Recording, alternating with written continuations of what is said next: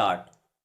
Rape crisis centers are community-based organizations affiliated with the anti-rape movement that work to help victims of rape, sexual abuse, and sexual violence.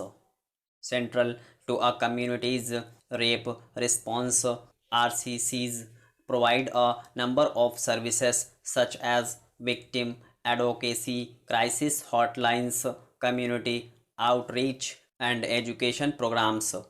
As social movement organizations, they seek to change social beliefs and institutions, particularly in terms of how rape is understood by medical and legal entities and society at large. There is a great deal of diversity in terms of how RCCs are organized, which has implications for their ideological foundations, roles in their communities, and the services they offer. In the United States, the National Sexual Assault Hotline is a partnership by over 1,100 rape crisis centers.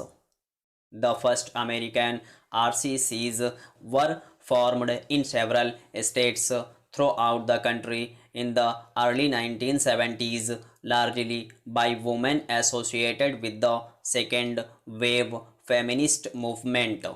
Central to second wave feminism was the practice of consciousness raising, which allowed groups of women to speak openly about their experiences with sexual violence and the shortcomings of law enforcement, healthcare providers, and the criminal justice system to effectively and constructively respond to survivors.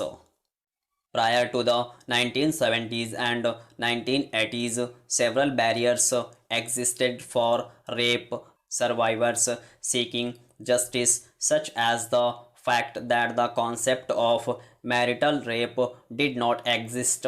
Juries were instructed to be suspicious of the validity of the survivors' accusations. Eyewitnesses were required to bring cases to court, and survivor blaming was the norm.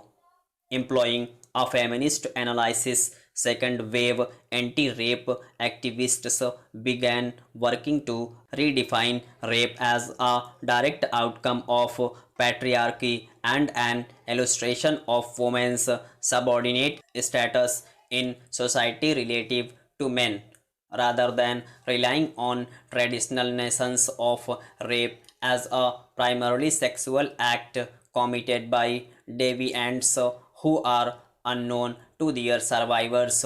Feminists have emphasized the violence of rape as well, how it is embedded in normal social interactions.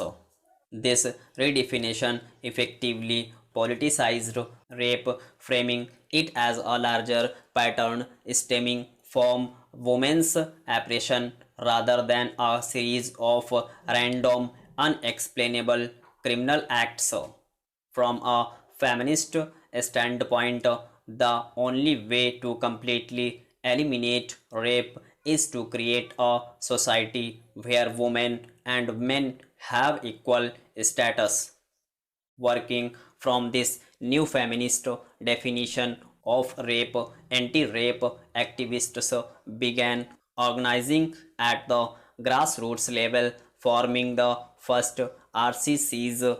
Among the first was the Washington DC Rape Crisis Center, founded in 1972 by women identifying with the radical branch of the women's movement. The DCRCC published a pamphlet entitled How to Start a Rape Crisis Center, which provided a model for other early RCCs to follow. In line with the prevailing values of the women's movement at that time, early RCCs were non hierarchical, fairly anti establishment, and were largely staffed by volunteers. In addition to providing services for rape survivors such as 24-hour crisis hotlines, legal and medical assistance, referrals, emotional support, and counseling, many early RCCs focused their efforts on raising awareness about rape in their communities by organizing public demonstrations and inviting the media to attend. Such an example is the annual Take Back the Night March, which has become a mainstay in many communities and a means for women to express uncensored anger about sexual violence against women. The efforts of local anti-rape activists and RCCs to redefine and politicize rape were instrumental in getting rape put onto the national agenda.